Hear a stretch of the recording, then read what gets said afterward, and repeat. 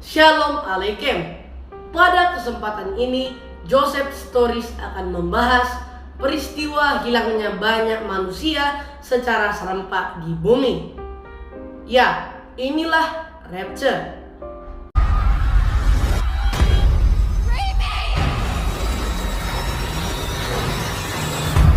Bagi kalian yang baru bertemu dengan channel ini, saya mengucapkan selamat datang dan silahkan tonton video saya yang lain tentang Rapture yang sudah pernah saya bahas. Silahkan lihat di atas sini. Saya Joseph, saudaramu di dalam Kristus, akan menceritakannya.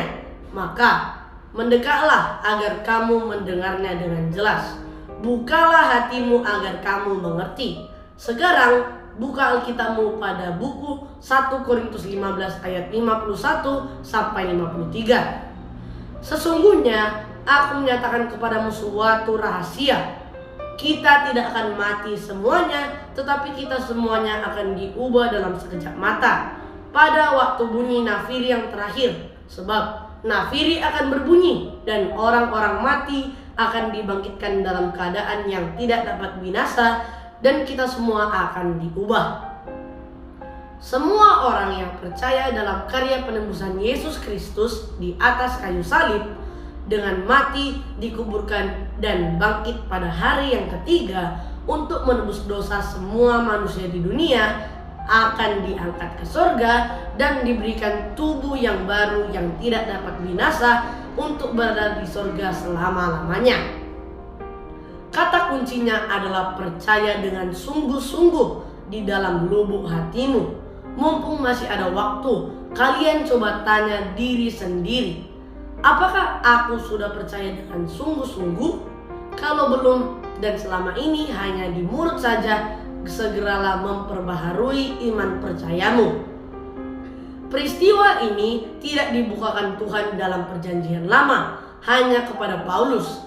Itu sebabnya Paulus menyebutnya sebuah misteri yang disembunyikan sejak dulu kala. Pengangkatan akan melibatkan transformasi instan dari tubuh kita menjadi tubuh yang abadi di kekekalan.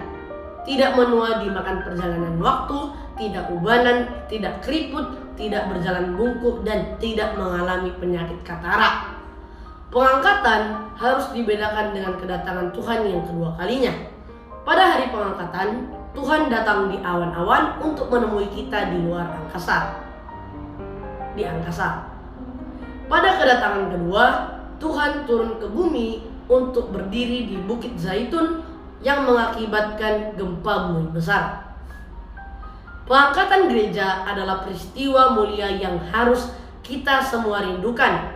Kita akhirnya akan bebas dari dosa. Kita akan berada di hadirat Allah selamanya.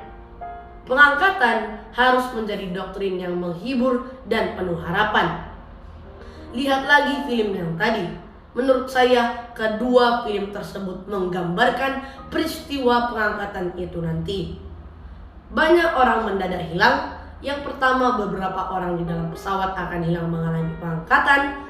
Beberapa orang di ruang kelas sekolah akan hilang. Beberapa orang di jalan raya, beberapa orang di mal atau pusat pembelanjaan, beberapa orang yang sedang bekerja di sawah, beberapa orang dalam bis yang sedang dalam perjalanan, beberapa orang di dalam sebuah keluarga, beberapa orang di dalam kereta api, beberapa orang di dalam kapal laut, beberapa orang nelayan akan hilang, beberapa orang di sebuah kantor, beberapa orang pasien di rumah sakit juga akan hilang tiba-tiba. Saudaraku, dunia yang kamu tahu, yang kamu lihat, dan yang kamu kenal tidaklah abadi. Tidaklah seindah yang kamu bayangkan, tidaklah kekal, justru sangatlah rapuh. Tidak peduli siapa dirimu di dunia ini, apa jabatanmu, statusmu, pangkat duniawimu tidaklah berguna dan penting bagi Tuhan. Tuhan hanya mengenal isi hatimu, rohmu yang menyala. Sebentar lagi kita akan sampai pada titik itu, titik di mana pengangkatan terjadi dan jutaan orang akan mencari-cari anggota keluarganya, sedih bertanya-tanya apa gerangan yang terjadi, menangis kehilangan orang yang dicintai, dan meratapi nasibnya ketika sadar. mengapa dia tidak ikut peristiwa itu.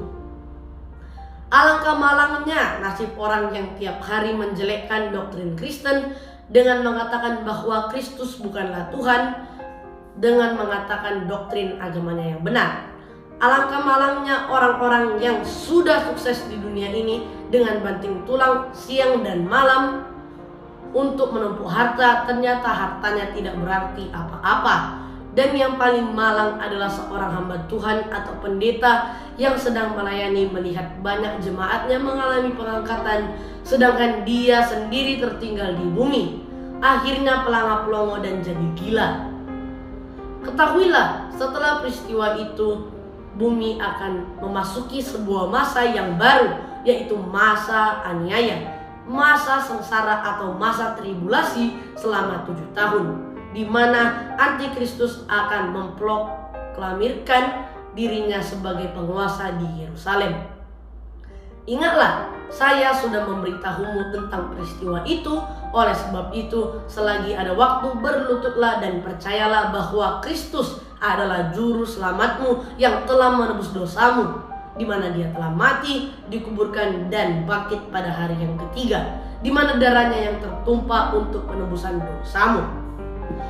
Ingatlah, pada masa anugerah ini manusia selamat dari neraka bukan karena perbuatan baik. Mari kita baca Efesus 2 ayat 8-9. Sebab karena kasih karunia kamu diselamatkan oleh iman, itu bukan hasil usahamu tetapi pemberian Allah. Itu bukan hasil pekerjaanmu. Jangan ada orang yang memegahkan diri. Jadi, bila kamu tertinggal di dunia ini dan ada anggota keluargamu yang hilang, tidak usah bertanya pergi kemana, karena ribuan orang yang hilang tiba-tiba. Tidak hanya anggota keluargamu itu, lebih baik kamu siapkan dirimu untuk menghadapi betapa ganasnya, betapa kejamnya kehidupan dalam masa tribulasi itu. Bila kamu memilih percaya kepada Kristus, bersiaplah dipenggal, bersiaplah mati martir. Oleh sebab itu, mulai saat ini juga